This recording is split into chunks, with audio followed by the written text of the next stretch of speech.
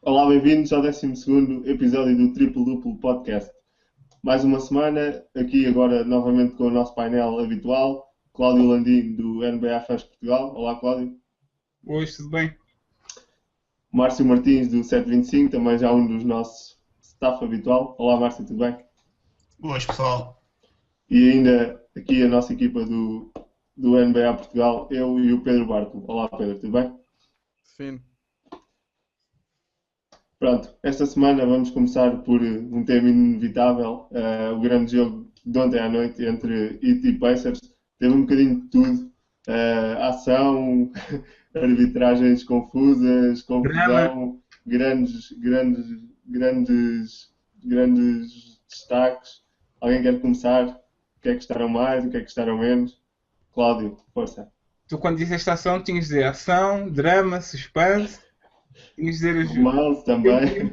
E um bocadinho de romance ali entre o Stevenson e o Wade. Também. Foi uma amostra para aquilo que vamos ter nos playoffs. Já sabemos que eles não gostam uns dos outros.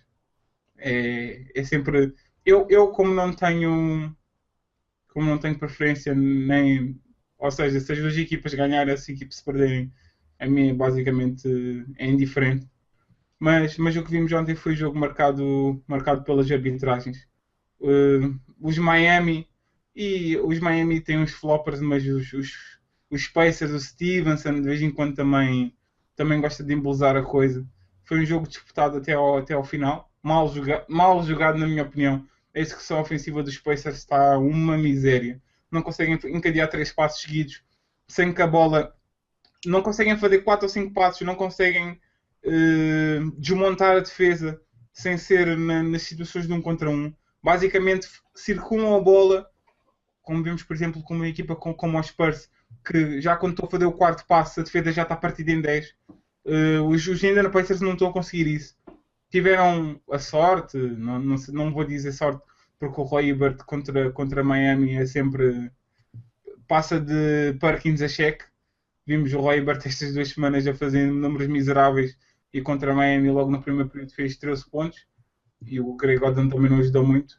Vamos ver. As situações de arbitragem que podemos falar depois, mas no jogo em si, vencedor, justo ou injusto, qualquer equipa ganhasse tinha justiça, mas acho que focámos-nos muito, justamente neste jogo, focámos-nos muito nos árbitros e no que eles fizeram e espero não voltar a ter esta conversa também nos playoffs.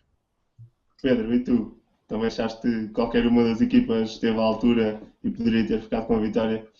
Pelo que eu vi, quando consegui ver o jogo todo, foi um jogo mais de coração do que de qualidade. Foi como o Cláudio disse, é um jogo mesmo playoffs, eles não gostam nem de um nem outro. O jogo foi cacetadas e empurrões e bocas que não deviam ter saído. Mas lá está, são os Heat Pacers que vai ser assim nos playoffs e depois de 4 a 7 jogos, acho que vai ser divertido nessa altura. Mas não, quanto ao jogo, o LeBron fez 38 pontos, o Hibbert fez um primeiro período também, mas não foi muito bem jogado, não foi daqueles jogos que foi mais pelo nome do que pela qualidade de jogo. Márcio, e tu? A tua opinião deste aquecimento para os playoffs que aí vem? Olha, eu acho que foi um ótimo aquecimento e não concordo nada que tenha sido mal jogado. Eu acho que depende da definição de mal jogado ou da noção de cada um de mal jogado. Basquetebolisticamente falando, eu achei que foi um jogo feio. Um jogo rijo, um jogo feio, muito ao género das séries entre os dois. Não acho que seja mau basquete, acho que seja um basquete... Eu acho que isso depende para muitas pessoas bem jogado, não estou a dizer que é o teu caso, mas eu sei que para muitos fãs e para muita gente gostam de jogos com muitos pontos, jogos com os ataques a superiorizarem-se às defesas, jogos com em que normalmente o ataque é a parte mais visível do jogo, é a parte mais bonita do jogo, e jogos com bons ataques são jogos que as pessoas dizem que são bem jogados. E quando os ataques, às vezes, jogos em que a defesa leva a melhor sobre os ataques, com muita defesa e com muita luta, as pessoas dizem que são jogos mal jogados. Acho que é uma questão de perspectiva do jogo. Assim, para mim é tão bom ver uma boa defesa como um bom ataque. Portanto, jogos dos Pacers, como foi o de ontem, com 70, 80 pontos, não é necessariamente um mau jogo.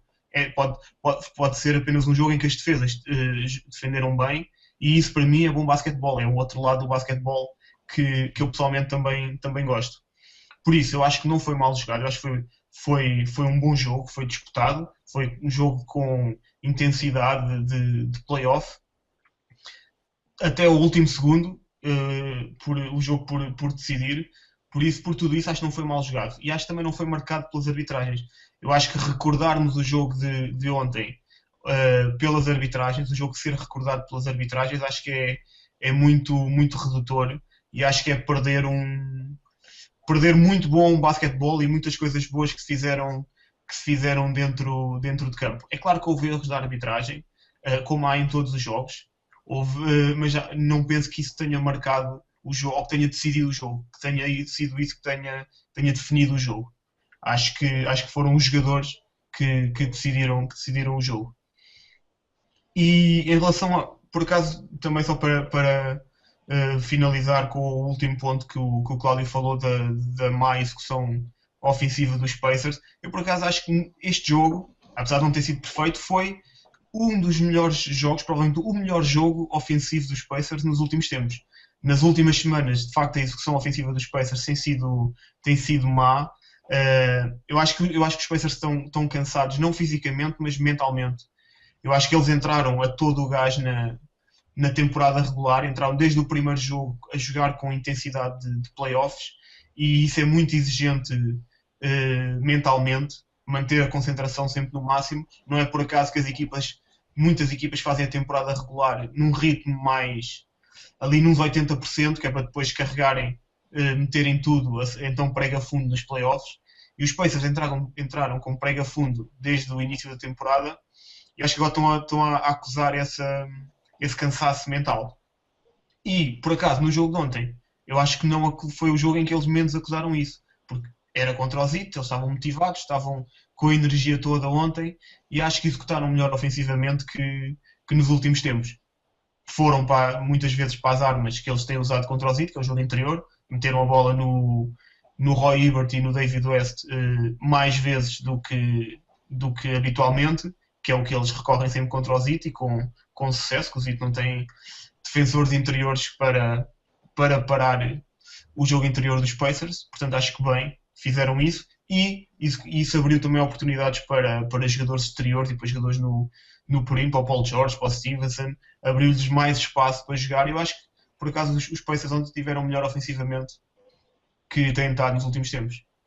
Flávio, antes de passar para o próximo tema, visto que não falamos, acho que não falamos, acho que nós esmiuçámos bem este tema. Eu quando falei da execução ofensiva,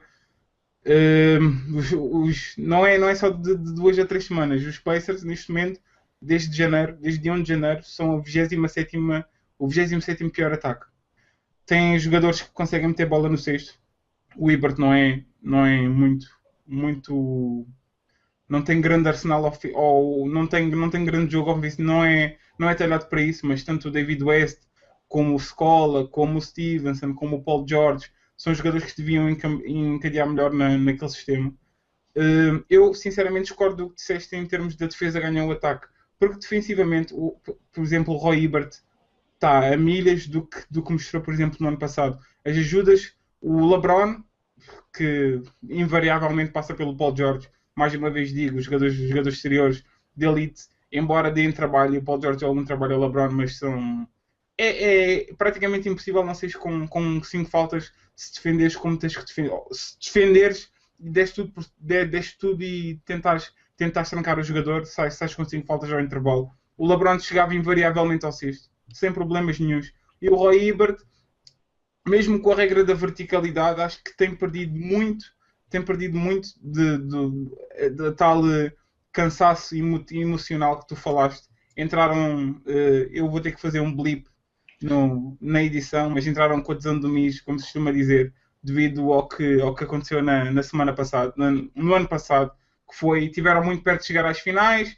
Este ano, no princípio, estavam com vontade, e isso é o que separa as equipas experientes e batidas nestas andanças das equipas novatas, por exemplo, os Spurs, que entraram, fizeram o trabalhinho deles e agora estão ali a andar, estão ali prontos para as curvas, enquanto os Pacers já estouraram emocionalmente e vão ter que fazer um reset antes dos playoffs, porque senão correm o risco de apanhar uns nets, alguma coisa assim do género, que não seja tão fácil quanto isso, e não tem este fogo e esta maneira, este brilho que têm quando tinham contra Miami. Quanto à arbitragem, é assim, acho, e isto já não é de agora, os superstar players, o LeBron, por exemplo, no fim do jogo queixa-se da arbitragem, quando qualquer coisa que o LeBron faça neste momento, penetrar o cesto, mesmo que leve toques, são assinalados, e quem diz que o LeBron diz Kobe Bryant, diz James Harden, diz Kevin Durant, diz esses jogadores todos. Acho que beneficiou não, acho que isso fez com que o jogo fosse levado para outros sítios. O Stevenson, na minha opinião, foi expulso, ou foi, sim, levou duas técnicas de maneira injusta, porque o que ele disse não foi tanto, na minha opinião, não foi gozar com a intensidade do jogo, não foi gozar. Uma coisa é gozar e passar e fazer palhaçadas. Ele disse what e continuou o caminho dele. O Wade marcou um triplo, não contou como triplo. Depois, algumas situações também muito duvidosas em que a bola estava para a bola era para um lado e depois foi para o outro, 3 pontos que eram 2 pontos. Acho que já começa a ser um tema recorrente. Acho que foi um bocadinho marcado pela arbitragem, não porque inclinou para um lado ou deixou de inclinar para o outro, mas sim porque já começa a ser alguma coisa, já começa a ser normal a NBA a habituar-nos com arbitragens miseráveis, e na minha opinião é mesmo isso. Acho que é a Liga Americana, como é conhecida a Liga Americana, com piores árbitros e com piores arbitragens, e acho que se isto continuar nos playoffs, nos anos passados também já tivemos alguns exemplos, acho que não é bom nem para o jogo, nem é bom para o jogo, nem é bom para o espetáculo, porque se nós gostamos de basquete bem jogado, também gostamos de ter a sensação que a nossa equipa perdeu com justiça, e mesmo que não seja inclinado só para o outro lado, há sempre essa tendência humana a dizer que nós é que fomos prejudicados e que os outros não foram. Eu acho que acaba por ser um dos pontos do jogo, não como o Márcio disse, tirar disso o elemento principal do jogo. Também concordo que foi um grande jogo. Para mim teve duas partes distintas. A primeira parte que acabou por ser a parte mais bem jogada, e mesmo ao nível tático, mesmo começando até pela jogada dos Pacers, que acabaram por saber usar o ponto fraco de Miami, que é não ter um poste fixo. O Spurs tentou com o Greg Oden, foi completamente desbarrado, quase não estava lá. Eu até pensei que ele lançasse um Chris Anderson, um jogador com mais alguma garra para tentar combater ali, porque era inevitável que os Pacers iriam utilizar aquela zona por cima com um jogador forte como o Roy Hibbert. Depois de uma segunda parte mais confusa, com mais confusões, um jogo mais físico, também não quer dizer que tenha sido mal jogado, como o Márcio disse, podemos tirar pontos positivos desse jogo mais físico e mais forte até ao nível defensivo. Mas sim, não quero lançar isso como um ponto fulcral. O tema da arbitragem não esteve em influência, é bom não ter influência no resultado, mas acaba sempre por não beneficiar o espetáculo. Não sei se mais alguém tem alguma coisa sobre este tema. Quando as críticas da arbitragem, acho que até são um bocado exageradas. Tanto os Heat como os Pacers erraram muito neste jogo também. Foi um jogo com muita pressão, tanto um para o outro. Também a equipa de arbitragem também leva essa pressão. As críticas não foram exageradas. As críticas foram mal direcionadas, na minha opinião. Eu acho que nós devíamos criticar o que os árbitros fizeram, e não, a minha equipa perdeu, porque eu acho que a crítica foi foi a mal direcionada. E dizer que a minha equipa perdeu ou não perdeu, eu acho que foi mais por aí. Mas que houve erros e houve casos. E é como eu digo, os senhores do Japito na NBA gostam muitas vezes, não é só o Joey Crawford, há mais de 5 ou 6 que gostam de ter o protagonismo do jogo e gostam de segurar o jogo da maneira que não devem. E nos playoffs, infelizmente, são eles que aparecem mais vezes do que deviam. Eu sinceramente, eu acho que não é um problema grave ou assim tão. É claro que há erros de arbitragem, vão haver sempre erros de arbitragem, vão continuar a haver. Aquilo é um elemento humano do jogo. Sim, Portanto, quando for humano e não roubou, vai sempre existir. vão sempre existir. E não é fácil. Assim, vocês jogaram basquete e devem ter arbitrado jogos, nem que fosse jogos, nem que seja jogos de mini basquete ou de iniciados. Eu já tive a experiência de arbitrar jogos e não é fácil arbitrar. Não é fácil arbitrar às vezes jogos de miúdos. Imagina jogos daqueles gigantes com mais de 2 metros em que há contactos em todo o lado e é muito fácil perder algum contacto, não ver alguma coisa. Portanto, eu acho que os erros vão sempre acontecer e vão sempre fazer parte do jogo. Não acho que sejam tantos ou tão graves para marcarem os jogos e para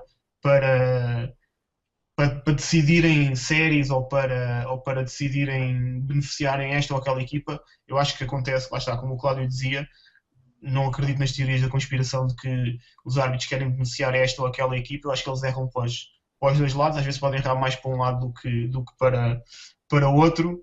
Há algumas tendências da arbitragem na NBA, às vezes as equipas da casa são um bocadinho beneficiadas, às vezes a arbitragem é um bocadinho caseira, as estrelas às vezes são um bocadinho mais protegidas, mas isso acontece para todas. Todas as equipas jogam em casa e têm essa arbitragem mais caseira. E mesmo E o mesmo número de vezes, exatamente. Mas aí discordamos, as Superstar Calls, acho que discordamos totalmente.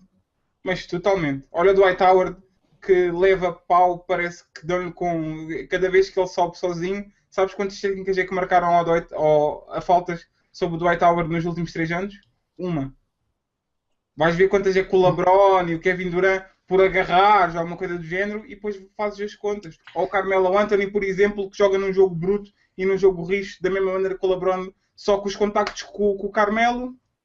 Quando vejo o LeBron ou o Kevin Durant ou o James Harden, isso aí... É assim, vocês têm razão, pois na prática há sempre 3 ou 4, e eu como tenho eles aqui atrás, vocês podem ver aqui que esta fila aqui geralmente tem sempre assim alguns benefícios que outros jogadores não têm. Eu acho que às vezes isso também é um bocadinho efeito da aura do jogador, da fama do jogador. Mediático. Olha o Ibert. Não, e quando digo fama, não é só a fama mediática, não é só se o jogador é famoso ou não, é aquilo pelo que o jogador é conhecido. Por exemplo, o Blake Griffin tem a fama, ou é conhecido por ser um jogador forte fisicamente, por ser uma besta física, e então às vezes leva com cada pancada que os árbitros pensam, isto para ele se calhar não foi um toquezinho. Portanto, às vezes os jogadores têm, lá está, tal como os fãs e toda a gente que segue a NBA faz essas generalizações e às vezes esses preconceitos em relação essas ideias feitas em relação aos jogadores, os árbitros às vezes também sofrem um bocadinho desse mal, de terem essas ideias feitas, e um marcador de pontos como o Kevin Durant, se vai para o sexto, se falha um lançamento, se calhar é fácil o árbitro pensar, o gajo teve que sofrer falta, devem ter tocado para ele não marcar, porque se ele marca sempre. O exemplo mais flagrante é do Ibert, que a regra da verticalidade na NBA, que é a regra mais fácil de apitar nas penetrações, ele, como toda a gente sabe que ele usa aquilo como um mestre, raramente lhe marcam faltas. O Miami entra e faz exatamente a mesma coisa, salta na vertical, falta, porque o Ibert... Porque o Ibert tem a fama de fazer isso, e o árbitro pensa, ele conseguiu fazer, e o outro não fez sem fazer falta. É às vezes essa fama que os jogadores também pagam. Mas eu acho que, lá está, acontece para todos, e os erros acho que são distribuídos pelas equipas todas, porque assim, do lado dos fãs do Zito é fácil dizerem, queixarem-se da regra da verticalidade do Ibert e que o Ibert faz faltas quando eles entram para o cesto e não marcam. Por outro lado, queixam-se os fãs que jogam contra o Zito que o LeBron entra para o cesto e é sempre falta. Portanto, e faz passos. Há queixas dos dois lados, portanto eu acho há erros distribuídos sempre pelos dois lados e acho que felizmente não é isso que define e que marca a temporada, ou não é isso que resolve os jogos. Bem, avançando então e destacando aqui hoje o novo fundo do Cláudio, temos ali. E destacando aqui a viagem do Márcio, do Flávio amanhã para Miami, à Paula, da Sport TV, destacando. Já que Sim, temos de dar os parabéns ao Flávio. Eu não dou parabéns a ninguém, eu já disse que vou fazer caixa. Eu também, mas temos que controlar a nossa inveja. Inveja, mas tu também foste de outra vez. Foi ano passado, mas queria ir este ano também. Estávamos aqui a falar em off. O do 725 foi a Nova York. Este vai a Miami. Para o ano, o Barco de certeza vai a lei. O qual da NBA foi em Portugal. Está quieto. E eu participo, pá, mandei quantas rifas é que eu comprei? Umas 20, quase. Bem, vamos lá então avançar e então para mais um regresso. O regresso 1.1.3 de Derrick Rose, fala-se novamente num possível regresso. Esta versão do Return já vai com várias versões, 1.1, 1.1.1. Já podiam fazer uma série. Exatamente, já dá quase uma saga. Então, alguém quer avançar com prognósticos? Acham que ele está aí para aparecer nos playoffs e levantar os Bulls? Como dizia o outro prognóstico só ao fim do jogo, é muito complicado dizer que o Rose vai voltar na máxima forma. É mesmo esperar para ver o que pode fazer, se vem em condições de dar o lead, que ele é um jogador dos poucos jogadores que vai ao máximo das suas capacidades, e daí ser essencial que o físico esteja em condições ótimas. É ver, sempre nos playoffs, sempre é uma ajuda, uma grande ajuda. Vamos ver se vem, nem que venha ganhando forma aos poucos. E Chicago é sempre uma equipa nos playoffs que pode, com o Noah e com o Boozer, que pode muito bem, aquela raiva, aquela força de vontade que eles têm, de mandar uma cambalhota em alguém. Eu também acho que acaba por ser. Se eu no ano passado comentei e disse várias vezes que era contra o regresso dele naquela altura dos playoffs, este ano é precisamente o contrário. Eu acho que ele tem que entrar porque já começa a ser uma grande saga, muito tempo à espera disto e não estando mal fisicamente, sendo mais a parte se calhar ao nível de psicológico, acho que ele tem que entrar e ajudar a equipa. Acho que já é uma peça fulcral naquela equipa e os Bulls acabam por sentir a sua falta. Não sei se algum de vocês acha que ele não deve regressar agora, Cláudio. Eu discordo com vocês. Achas que ele não deve voltar? Das duas, uma. Ou ele volta a 5 jogos dos playoffs, ganha um ritmo mínimo e depois vai para os playoffs e tenta ajudar a equipa. Se ele voltar nos playoffs, ele só vai atrapalhar a equipa. Para mim é óbvio. Concordo, ele tem que ganhar algum ritmo antes de... Nós vimos o princípio da época em que o Rose voltou e estava enferrujado. Um jogador, é como o Westbrook também no princípio. São dois jogadores muito idênticos e até na sua inserção na equipa, mesmo com a QC a ganhar jogos, vejo bastantes problemas no Westbrook a perceber os tempos de ataque, a perceber que as pernas dele ainda não estão como deviam estar, a cabeça pensa X e o corpo está a responder Y. Vemos perfeitamente. E isso de A mais B mais 1, que é o Noah, mais 2, que é o Boozer, mais 3, que é o Y, mais 6, que é o Rose. As contas da NBA de matemática, as contas não são iguais às contas de matemática. E o Rose estamos a juntar, estamos a somar o talento do Rose naquela equipa dos Bulls, que basicamente ganha jogos na defesa, ganha jogos na raça, ganha jogos no coração. Com Rose, a primeira ronda ou a segunda ronda é o destino final deles. Sem Rose, vai ter exatamente o mesmo destino, mas ele vai ficar com um sabor amargo. Por um lado, eu sei que ele está com vontade de voltar, porque até diz que quer ir ao Mundial no verão, e era bom para ele voltar, mas voltar nos playoffs é das coisas mais complicadas que podes fazer, porque não estás com ritmo para fazer nada, e seja Rose, pá, Michael Jordan há um, e mesmo esse teve as dificuldades que teve quando voltou. Por isso, se ele não conseguir voltar já, ou na próxima semana, ou consiga fazer 5, 6, 10 jogos antes de ir para os playoffs, ele que fique quietinho e que descanse para o ano, porque a Adidas tem 200 milhões investidos nele, porque os Bulls têm 80 milhões investidos nele e não vamos querer falar daqui a 5 anos e dizer, olha, se eu soubesse tinha escolhido o Beasley porque o gajo foi um flop, mas pelo menos não temos que lhe pagar 300 milhões ou que é, as duas empresas vai mais ou menos os encargos que eles têm com o Rose. Ele que descanse se não conseguir, se conseguir voltar, pá, pronto, eu já vejo ele a correr e a saltar e a lançar, se conseguir. Lançá-lo diretamente nos playoffs também concordo contigo. Isso aí acho que iria ser um erro, até pela forma, pelo ritmo competitivo, mais por isso que sabemos que o ritmo competitivo dos playoffs é sempre mais alto.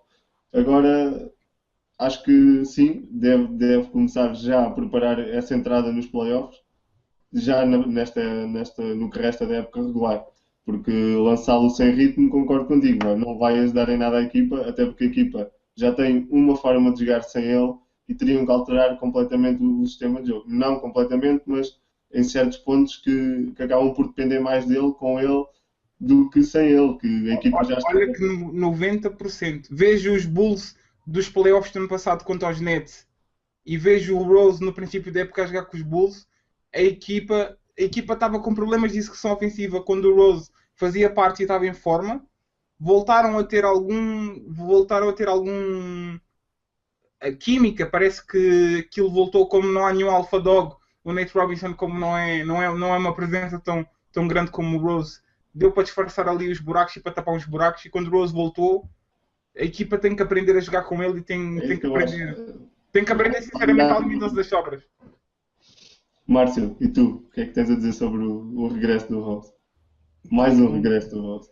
Sim, eu concordo com o Cláudio. Eu acho que ou ele volta, para ele jogar nos playoffs, ele tinha que voltar imediatamente ou já ter começado a jogar. Porque nos playoffs é uma altura em que as equipas já estão oleadas, não é uma altura para reintegrar um jogador e estar outra vez a ganhar, um jogador a ganhar ritmo, a equipa a ganhar rotinas com ele.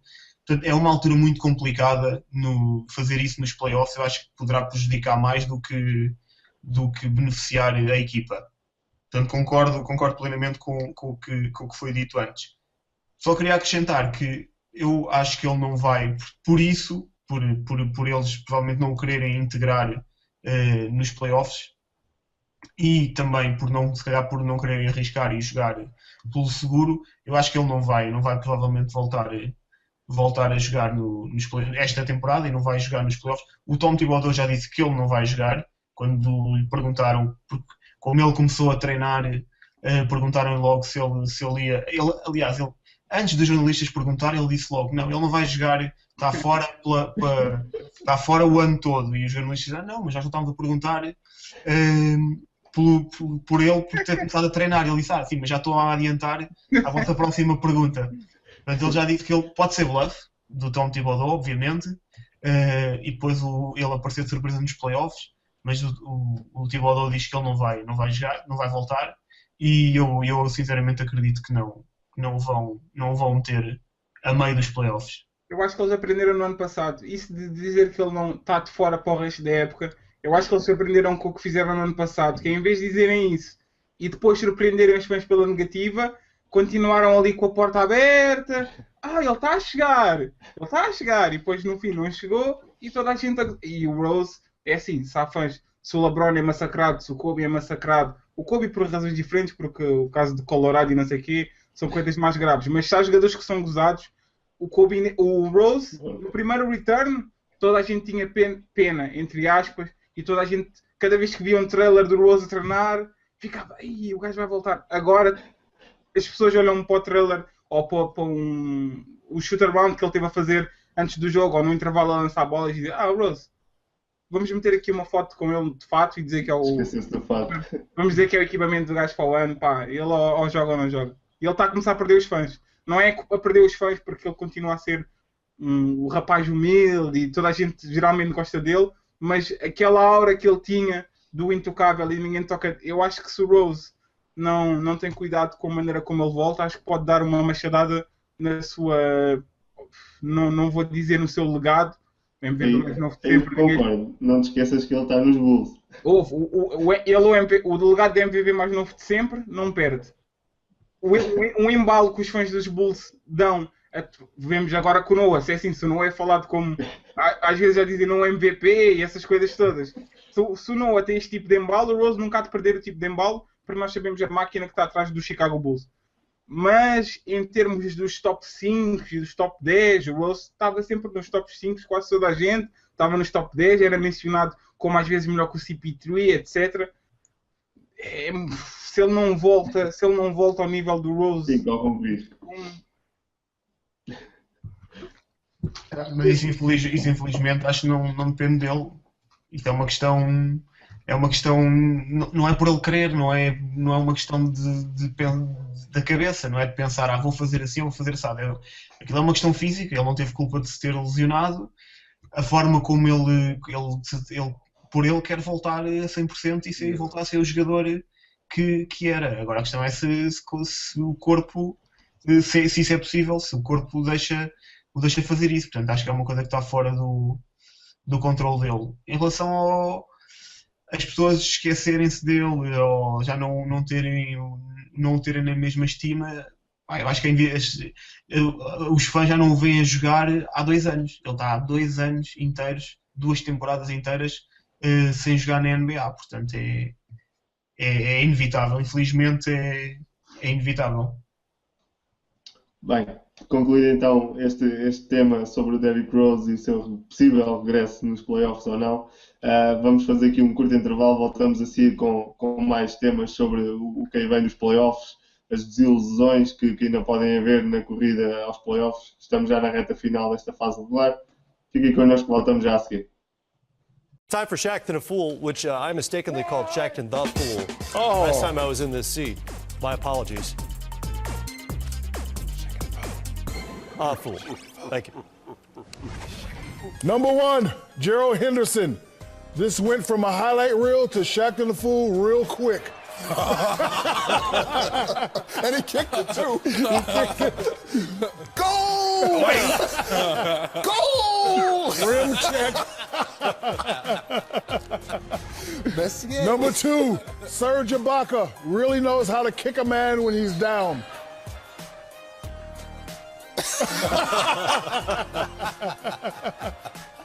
High five. Kendrick was mad.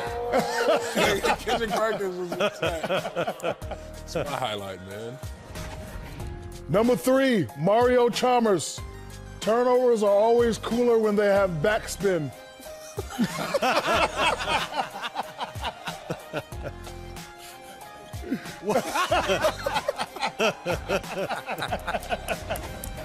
Number 4, Evan Fournier. Did you know Fournier in French means horrible inbound pass? Let me say it in French. But toujours bien dans ça, but toi est dans des bombs.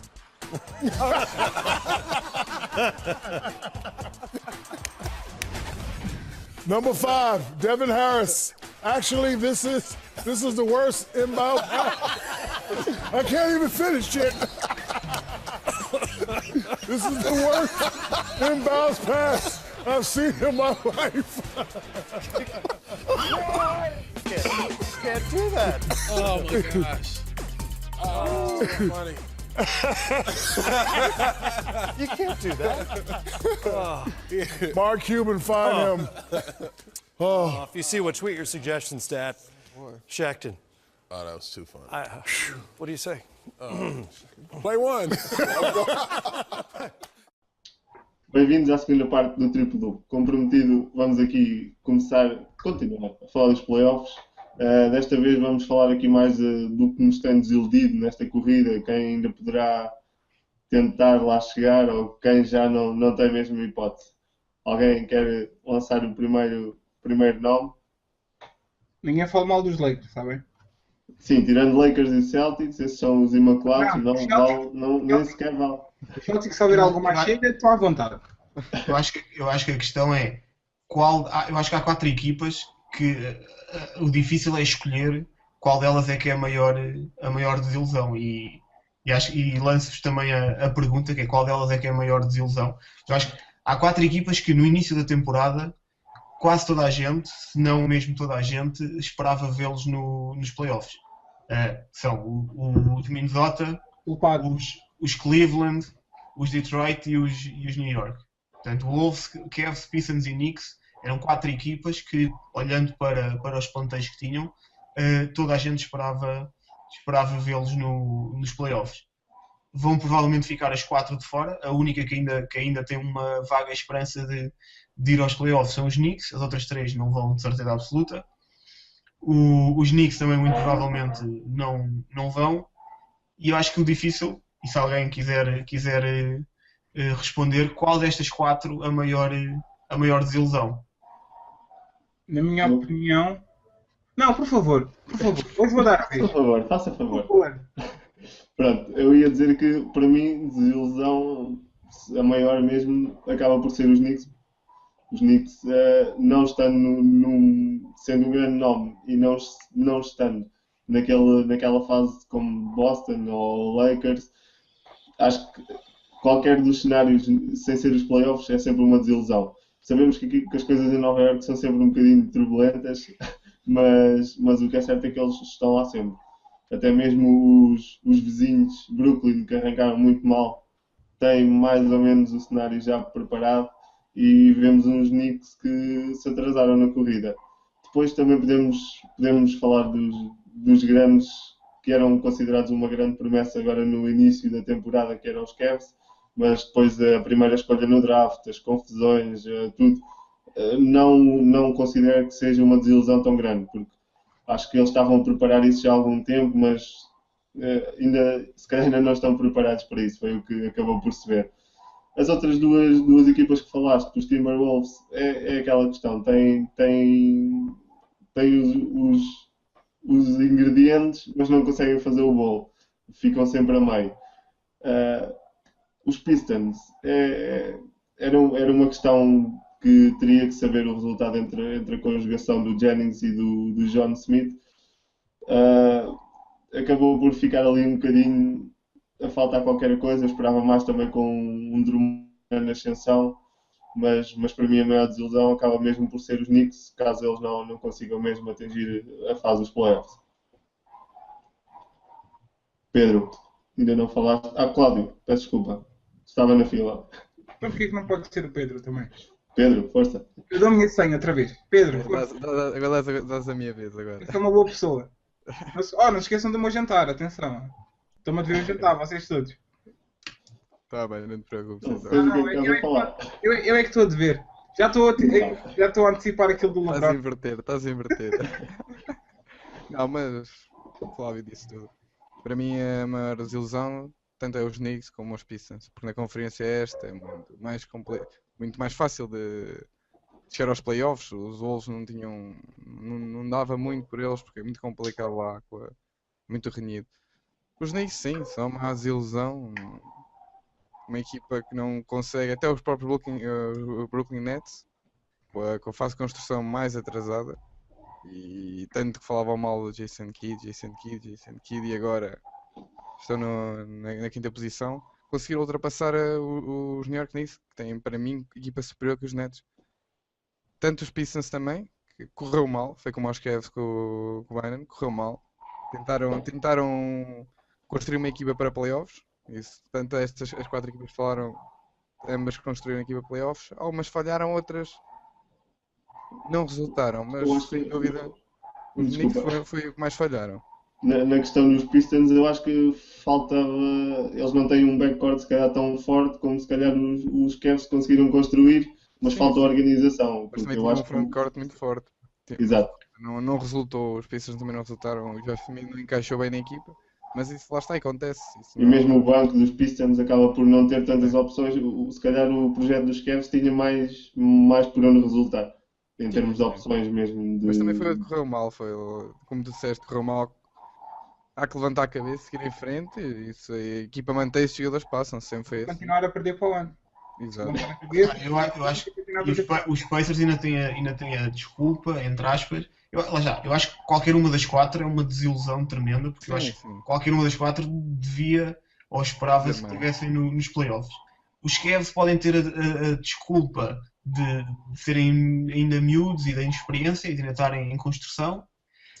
Os Wolves têm a desculpa de estarem na Conferência Oeste, na fortíssima Conferência Oeste. Eles até estão este ano estão com um recorde positivo, que já não tinham há vários anos, e se estivessem na Conferência Oeste estavam em sexto lugar e estavam nos playoffs.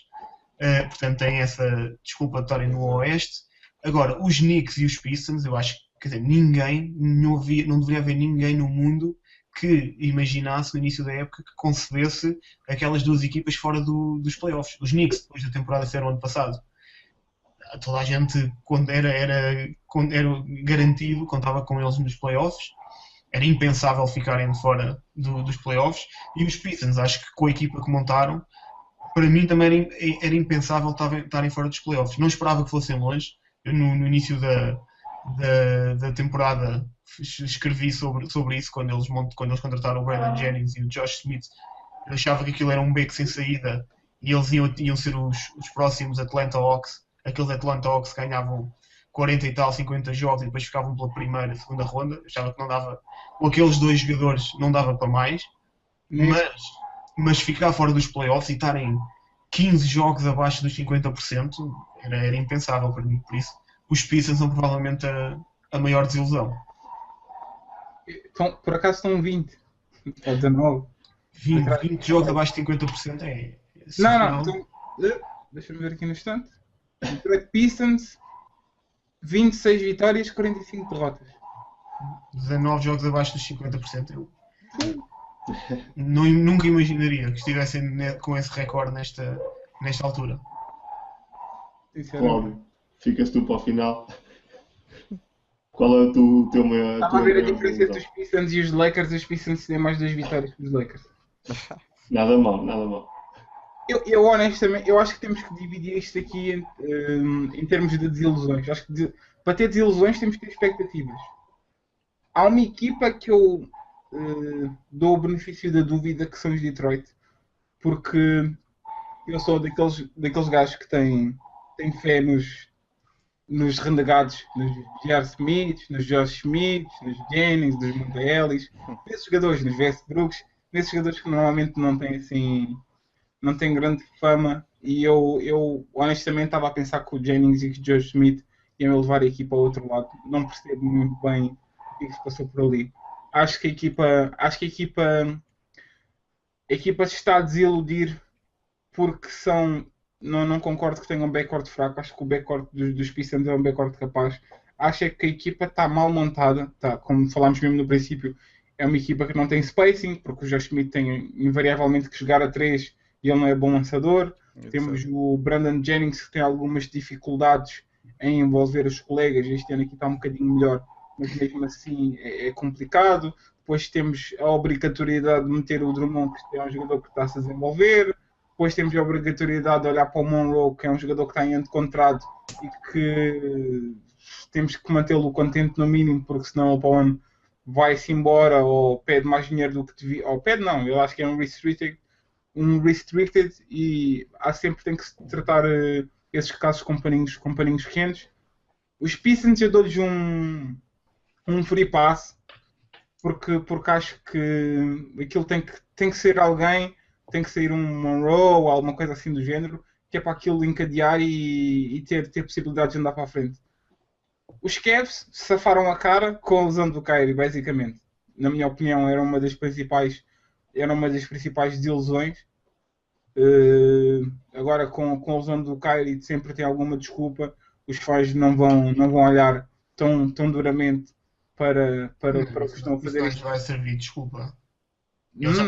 Quando ele se lesionou, eles já estavam completamente fora da... Sim, mas sabes que nós temos amnésia seletiva. Os fãs, geralmente têm amnésia seletiva, e eu estou a comparar o meu estado de espírito na altura que o Kyrie estava a jogar com o que está-se a passar neste momento.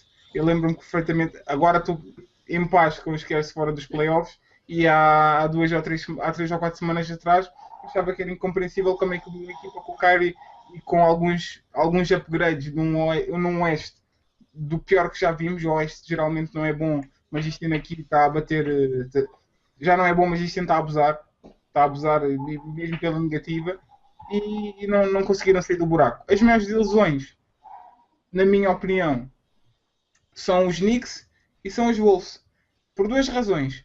Os Knicks, basicamente, e pá, desculpem uma analogia, é aquela miúda que vocês sabem que não presta, vocês têm sempre esperança que um dia vá melhorar e vá acertar e vá começar a tratar-vos como vocês acham que... E vocês dão-lhe atenção e depois veem que ela mostra as suas cores. No final, é sempre a mesma coisa. Os Tem Knicks... algum trauma, Cláudio? É assim, há várias equipas que eu simpatizo, nunca simpatizei com os Knicks e continuo a olhar para os Knicks e olho para a folha de jogo e olho a sério e não consigo perceber. Aquilo deve ter ali um cancro escondido lá para dentro no balneário, mas é embaixo do ou uma bruxa qualquer ou alguma boneca. Tem vários cancros. Cancros não estou a falar do nível de jogadores, mas há qualquer coisa ali que não bate certo. Há qualquer coisa, daqui começando no James Dolan, acabando no roupeiro, há qualquer coisa ali, não sei se metem ervilhas embaixo da roupa nos baldes. Não sei. Não sei. Os Knicks são uma desilusão. É bruxaria. A equipa que tem, é assim, matéria-prima, tenho certeza. Podem dizer que aquilo está mal montado, que eles não encaixam, etc. Matéria-prima tem para ir para os playoffs. Dinheiro? Tem. Fãs? Tem. Tem tudo. É assim, se nesta posição eles não conseguem fazer nada, se na melhor posição para os Lakers, basicamente, não há nenhuma equipa que esteja em tão boa posição para ter melhores resultados desportivos do que os Knicks. Temos os Miami que são um caso temporário, e eles, ano após ano, continuam-nos a provar que aquilo tem algum problema. O Carmelo é o único que continua a jogar sozinho e até esse próprio Carmelo já começa a questionar, o peso dele e a força dele para puxar um barco sozinho já começa a ser questionável. Os Wolves é ao contrário, é a miúda que a gente até é uma miúda porreira e tal, só que nunca mexe connosco. E o Love, eu não gosto de falar de futuros Lakers, sinceramente, não gosto, mas está prometido aqui, a próxima edição vamos ter, o Cláudio vai comparar cada equipa a um tipo Cláudio Ramos, o consultório... Cada equipa a uma miúda, a um tipo de miúda. Está combinado. Uma edição bem sentimental. Os Lakers são aquela miúda que lança triplos e depois vira as costas e fazem festejo e depois a bola não entrou. São essas miúdas. Mas os Wolves... Eu continuo a não perceber, os fãs dos Wolves e os apologistas do Love e do Rubio continuam com a conversa do porque eles não têm ajuda suficiente. Com Martin, com o Pekovic a produzir ofensivamente, com um banco decente e com jogadores decentes, sem lesões graves como aconteceu de ponta abaixo. Estarem-me a dizer que um jogador top 10 como o Love e um base que devia ser mais do que é, mas neste momento ainda não chegou lá, que é o Rubio, não conseguem meter a equipa nos playoffs, apesar do West ser relativamente forte, é estarem a dizer que a ajuda que eles precisam é meter outra estrela lá deles. E se eles precisam de outra estrela para jogar com eles, que é para eles chegarem aos playoffs, então o que é que o Love e o Rubio estão ali a fazer? Eles precisam de uma ajuda, eu acho que eles precisam de uma ajuda diferente. Precisam de ir à igreja e rezar. Não é tanto mais ajuda, é uma ajuda diferente. Eu acho que eles têm uma equipa muito desequilibrada. Quer dizer, eles têm Nós já falamos disso. Já falamos disso, eles têm defensores péssimos, têm muito maus defensores. O Love não é um grande defensor. O Love, para funcionar, para ser esse jogador eficaz e de uma equipa de topo, ele precisa de ser um bocadinho à semelhança do Nowitzki, do Dirk Nowitzki. O Nowitzki precisa, e quando teve isso, foi campeão. O Nowitzki precisa de ter um poste defensivo, um poste que seja bom defensor, bom protetor do cesto, bom ressaltador, ao lado dele, porque é o que ele não é. O Nowitzki é um jogador ofensivo e mais fraco na defesa. Precisa ter um jogador para o complementar. E é o caso do Love. O Love é um jogador forte no ataque, fraco na defesa. E tem ao lado dele um poste que é igual, que é forte no ataque e fraco na defesa, que é o Pekovic. Ele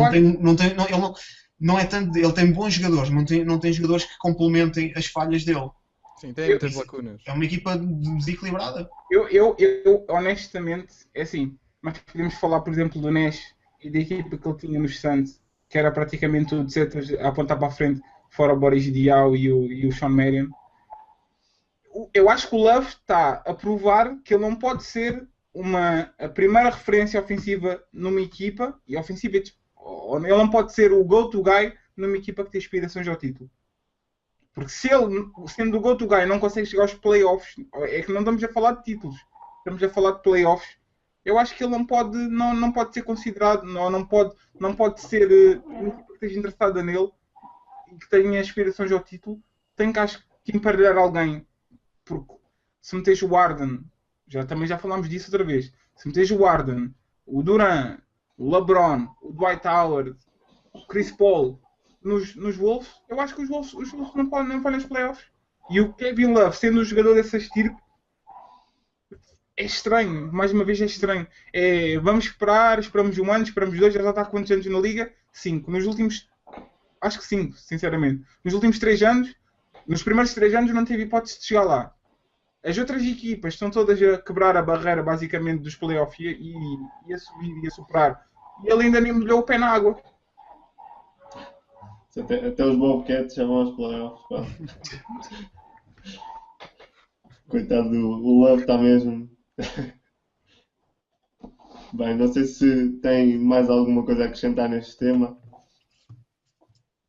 Vamos então agora avançar para um tema mais global, que é os fãs na NBA, nesta altura, em 2014, com esta globalização, com as redes sociais, com os meios de comunicação cada vez mais próximos e de se espalhar as notícias. O que é que alguém quer começar a lançar a primeira? Acham que é bom, que é mau, que ajuda, que prejudica? Tem um bocadinho dos dois, não é? Calculo que sim. Pá, por um lado é bom. A globalização do desporto é sempre bom, porque chega a mais casas. O problema é que começa a criar, enquanto antigamente, há 3 ou 4 anos, quando o Facebook e o Twitter e a internet para toda a gente, e as escolas e essas coisas todas faziam com que só visse os jogos quem quisesse, tu agora com vídeo on demand, com acordares de manhã e tens possibilidade de ver os jogos que foram de madrugada, começas a apanhar mais fãs pesos pluma. Ou seja, antigamente quem queria ver os jogos, via. Eram fãs relativamente informados, eram fãs que sabiam observar o jogo e não sabiam só olhar. Com a internet e com esta era, basicamente, tens fãs que acordam de manhã, vão ver o box score, o Rose marcou 27 pontos, o highlight aqui a lá afundar, e depois vão comentar. Epá, o Rose, isto, aquilo e o outro. E vão atrás da hype, e vão atrás da ESPN, e vão atrás das narrativas absurdas da comunicação social. Cada semana tem que criar um herói e tem que criar um vilão. Vimos o exemplo ontem do LeBron, que, num ponto de vista basquetebolístico, faz a jogada que toda a gente tem que fazer, que é atrai as atenções, no último segundo, vê o colega que consegue marcar triplos sozinho, passa-lhe a bola e lança. E os fãs que gostam de basquete, parabéns, foi a jogada basquetebolisticamente correta. Os fãs que gostam de coisas, ele tinha que ter uns assim, que era para lançar à frente, 150 pessoas à frente dele e fazer, porque o Kobe lança assim e o outro lança assado. As narrativas que nós N vezes aprendemos, o LeBron é mau, Eu acho que só há aí duas coisas que não é difícil. A imprensa é inevitável, é o trabalho deles. Temos que saber que é o que vende, é por onde eles têm que puxar. Eles têm que puxar o que tem que sair para eles. Também muitas vezes acabam por exagerar e passar o que eles querem, e isso também acaba por prejudicar o desporto, o próprio desporto, seja ele qual for. Mas acho que concordo contigo. Possibilitou a mais pessoas que, nesta altura, se calhar já é fácil qualquer pessoa assistir um jogo a qualquer hora, a qualquer momento. Acho que é bom, ajuda também as pessoas a abrir mais um bocadinho os campos, não ser só o que lhes é dado, mesmo de mão beijada. E acho que sim, acho que ajuda as pessoas mesmo, uma pessoa não muito entendida em basquetebol, ou que não tenha qualquer contacto, pode conseguir saber do que é que está a falar, o que se calhar antes não acontecia. Eu sou dos Bulls porque jogou lá o Michael Jordan, agora se calhar já não é assim. Acabas por ter pessoas que sabem do que é que estão a falar. Eu sou dos Bulls porque a Swag Nation tem um gorro. Lá na escola toda a gente usa um gorro dos Bulls. É a tal globalização em que pessoas acham que os Bulls são uma marca e não são uma equipa de basquetebol, por exemplo. Corre esse risco, também é um dos riscos. E antes de vocês avançarem, uma pergunta para vocês. Nós falamos da comunicação social. Vocês, como administradores de páginas que têm centenas de seguidores, não acham que temos, nós temos todos a responsabilidade de educar os fãs? Eu acho que a comunicação social é o mínimo. Eu acho que até as páginas de Facebook, essas coisas todas, vão sempre pela parte mais fácil para ganhar likes, para... Se tu metes uma foto com o LeBron ou com alguma coisa a dizer, ou com o Kobe a dizer Kobe doesn't pass the ball, tens 48 likes. Se tu metes uma foto com o Kobe a explicar Kobe faz isto porque, e depois faz isto porque acontece isto não sei o quê, tens 10 likes e o pessoal olha, isto aqui não tem nada assim sensacionalista, passa ao lado e em frente. É o que acontece, é basicamente isso. Isso é como tudo na vida. Uma pessoa posta alguma coisa com conteúdo e com informação interessante e não é tão atrativo como alguma picardia. Eu falei, lembram-se quando eu falei da vossa revista? Mas aí é a distinção que tu consegues fazer de quem está realmente interessado ou não. Não, mas lembram-se quando vocês... Está disponível a todos, é o que é bom nesta globalização, só pega quem quer. Mas lembram-se quando eu falei da vossa revista que eu disse, fogo, vocês fizeram um trabalho, espetáculo, explicar as coisas, tudo tintim por tintim, não sei o que mais. E disse, compara isso, nós metemos um post com uma palhaçada qualquer, ou com um gajo a afundar no trampolim, ou uma coisa qualquer do género. Marca o Márcio, marca o Flávio, marca o João, marca o André, marca não sei o quê. Tu metes um post informativo que explica basicamente o que é que está a acontecer e uma coisa que vai-te explicar e vai-te abrir as portas para perceberes muito mais dentro do jogo. Aparece 3 ou 4 gatos pingados. Ok, pessoal, bom trabalho. Para a semana espero mais. Márcio, falta a tua opinião ainda. Sim. Desculpem. Também não respondeste à pergunta do Cláudio também.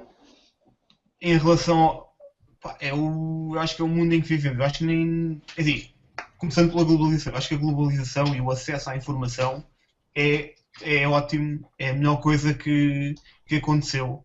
Acho que é bom haver mais pessoas a ver, independentemente de se são fãs casuais, se são fãs mais informados. Eu acho que há espaço para toda a gente. Eu acho que quanto mais fãs da NBA existam, quanto mais gente esteja a ver os jogos, quanto mais gente siga a NBA, melhor.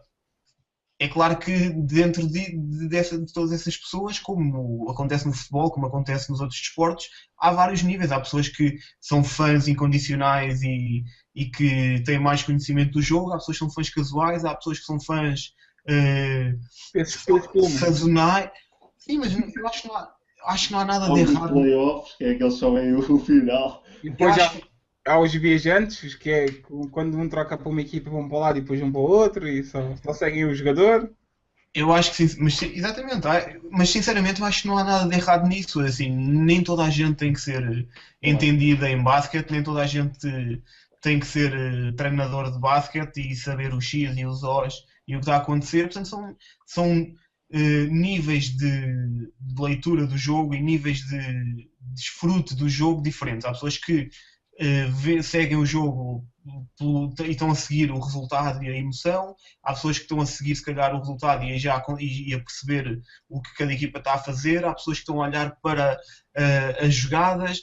Portanto, eu acho que são níveis de desfrute da modalidade diferentes e não acho que haja alguma coisa de errado com isso. As pessoas acho que as pessoas são livres de seguir a modalidade como quiserem. A informação está disponível. Hoje em dia, quem quiser informar-se é fácil de fazer. Existem muitos sítios, muita informação. A informação está toda disponível na internet. Se as pessoas quiserem saber mais, quem não quiser saber mais não é obrigado a saber. Eu acho que é bom saber mais. Eu estou desse lado dos que querem saber mais e prefiro esse tipo de... Aliás, não consigo conceber o jogo e seguir o jogo de outra forma que não seja querer saber mais e querer conhecer mais.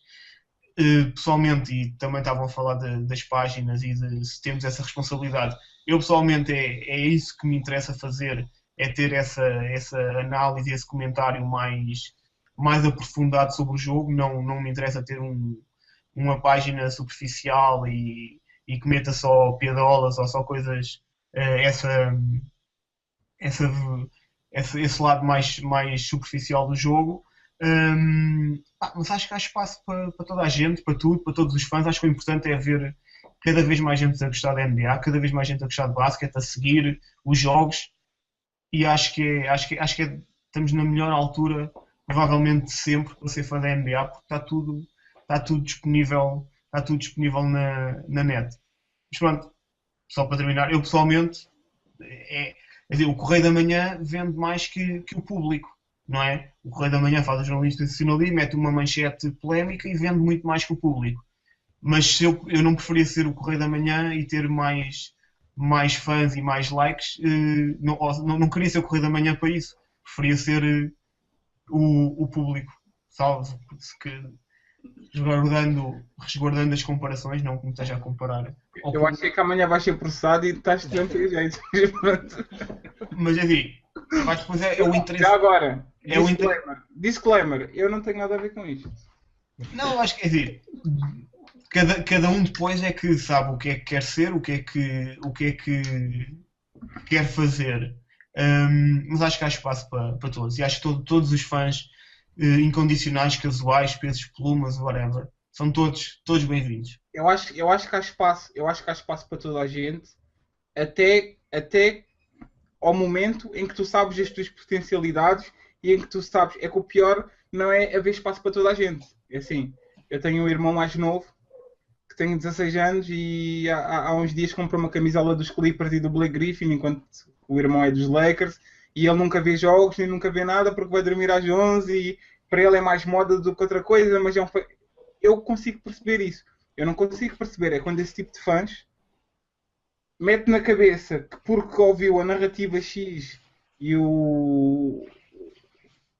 o golpe publicitário, é como nós falamos sempre, vai estar a marca nos livros, o Kobe não passa, mete na cabeça que consegue e tem capacidade de falar ou de discutir basquete.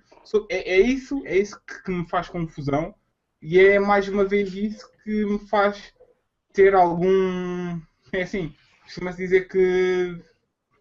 Eu não vou dizer isto porque isto não posso mesmo fazer um blip, mas nem todas as opiniões, ou quando não tem nada de jeito para dizer, e isto não é desincentivar as pessoas a partilhar e a participar, mas quando nós não temos a certeza do que estamos a falar, eu acho que nós devíamos resguardar-nos, calar-nos e ouvirmos. Isto não é só no basquete, tu no teu trabalho ou alguma coisa do género. Se tu sabes que estás numa posição em que podes ouvir, podes guardar e podes depois formular a tua opinião, acho que o melhor é tu ficares quieto e ficares... E o problema no basquete é que, ou na NBA, é que isso não acontece. Isto, praticamente nos últimos tempos, temos visto peço desculpa, mas tornar a NBA numa liga só de sagres, em que cada treinador de bancada, mesmo que não veja o jogo, tem uma opinião sobre o tema, e depois juntas à internet e juntas a segurança de um computador à frente e de um ecrã, e podes dizer postas de bacalhau e mandar as pessoas para aqui, para ali, para aqui, para o outro, e está tudo bem, porque sabes que o ecrã depois ligas e vais para a escola e nunca vais ver essa pessoa na vida, basicamente.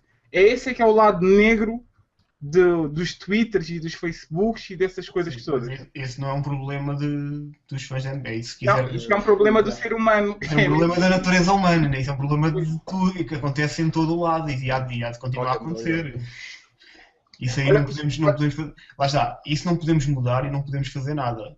Mas olha que os fãs aqui de Moscavide... Tu podes controlar o que é que tu fazes. Tu podes entrar nessas discussões estéreis e que não vão a lado nenhum, ou podes ter uma posição mais pedagógica e essa posição que estás a dizer de explicar, procurar informar as pessoas e depois as pessoas fazem o que quiserem com a informação. O que elas...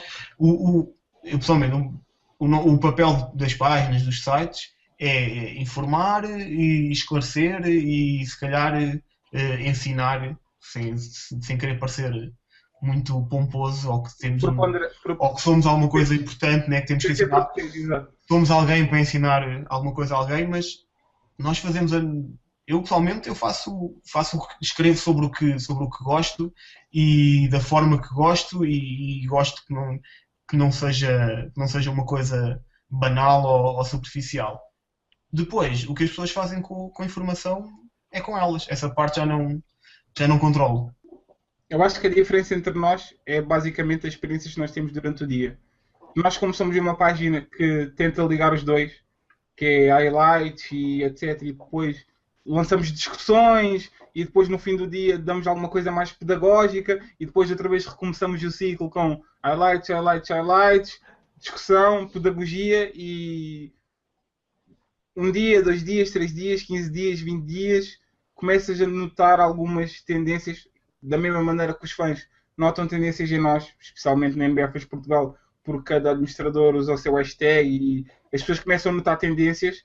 Também nós começamos a notar tendências nos fãs e é bom e é frustrante ao mesmo tempo e é complicado tu teres a noção que a tua mão não consegue chegar a toda a gente e que a tua explicação chega a grande parte, pá, como tu disseste, cada um apanha aquilo que acha que tem que apanhar, mas é um bocadinho frustrante quando tu explicas às pessoas e achas que a mensagem passou e depois, 17 dias depois de explicares que o Rondo não é o melhor base da NBA só porque faz 15 assistências por jogo, 15 dias depois tens alguém que viu a conversa e que está a dizer o Rondo é o melhor base da NBA porque faz 15 assistências por jogo. Estás a perceber? É algo frustrante, mas... Isso é o que faz o nosso dia-a-dia. E daqui a 2 anos, daqui a 10 anos, devemos estar a discutir as mesmas coisas. Isso é o que também... É o que alimenta, é discutir, é falar sobre o jogo. Eu acho que discutir e falar sobre o jogo é bom, desde que as pessoas não se insultem, desde que a discussão não resvale para picardias pessoais. Eu acho que discutir o jogo é sempre positivo. E é isso que alimenta, é isso que nós e as pessoas que seguem a NBA e as páginas da NBA gostam. E é isso que nós gostamos de fazer. Por acaso concordo. Depois há níveis lá está, depois há níveis de discussão diferentes e níveis de conhecimento diferentes. Mas isso sem querer levar para as picardias pessoais, ao Flávio e ao Pedro, os Bossa não jogam nada, não pode ser assim. Mas já tiveram na altura esse jogo? Não, mas agora dando a minha opinião sobre isto e falando mais a sério. Todos nós somos líderes de sites, de páginas e acho que eu sou empregado já agora, eu não sou bem o líder. Tu és empregado, mas... O líder é o Luís Pinto da Costa. Eu disse Luís, o Filipe. Desculpa, Filipe.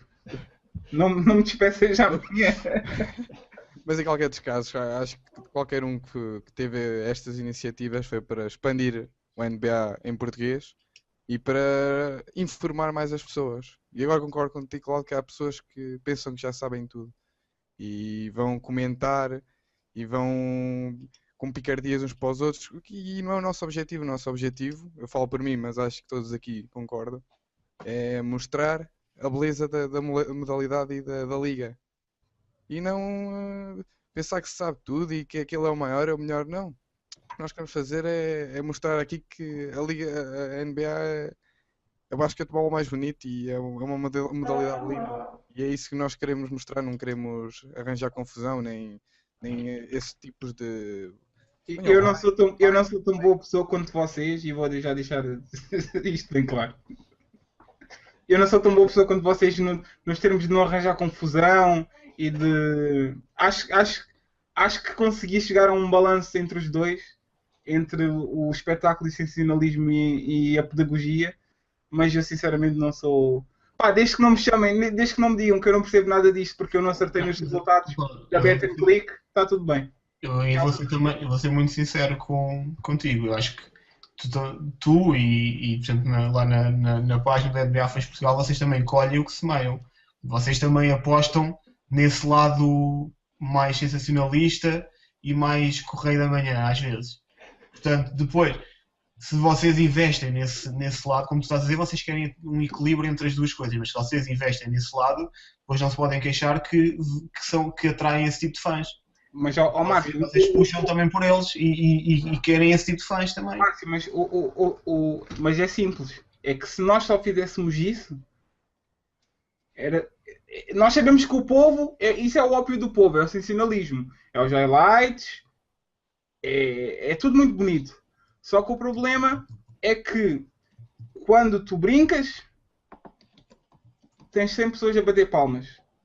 Quando tu falas a sério e tens, é assim, vocês estão cá todos os dias, por isso vocês veem mais ou menos o nosso trabalho e sabem que nós especialmente, pá, eu falo mesmo para mim, tanto o João Costa como o Pinto. O Costa de manhã é incansável, vai ver os comentários todos e vai ver e anda lá para explicar às pessoas porque é, porque que não é. Eu acho que, assim, o nosso blog está parado por acaso, e não tornando isto na NBA Fãs especial, mas sempre tive algum cuidado em separar a brincadeira dos temas sérios e em falar com as pessoas e explicar às pessoas porque isto acontece e porque isto não acontece.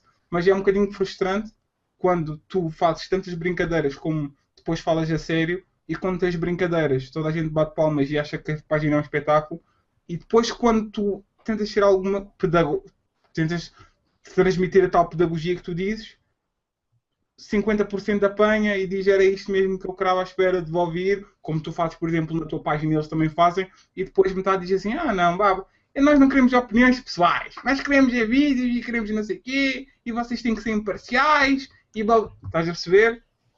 É mais por aí, mas acho que o assunto já está... É, como tu dizes, nós escolhemos aquilo que semeamos, nem nós queríamos de outra maneira, e pá, e se nós temos que ser o Correio da Manhã e temos que ter 20 páginas a brincar e 3 páginas que valem a pena, eu sinceramente acho que não trocava. Pá, não... São abordagens diferentes no mesmo tema. Nós aqui, até aqui no programa, nós notamos que todos nós somos diferentes e temos uma abordagem diferente. Por isso, pá, é mais uma daquelas coisas em que discordamos e concordamos todos. Discordamos e acabamos no final por concordar, porque a NBA é a mesma para mim do que é para vocês.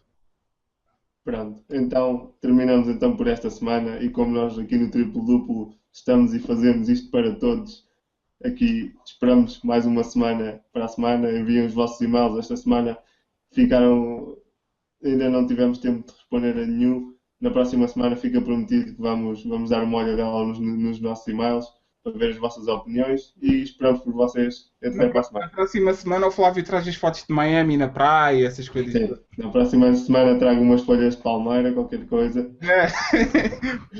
Ficou de nos trazer prendas a todos e agora está a dizer que Pronto, está prometido e vão chegar ao destino. Fica aqui prometido.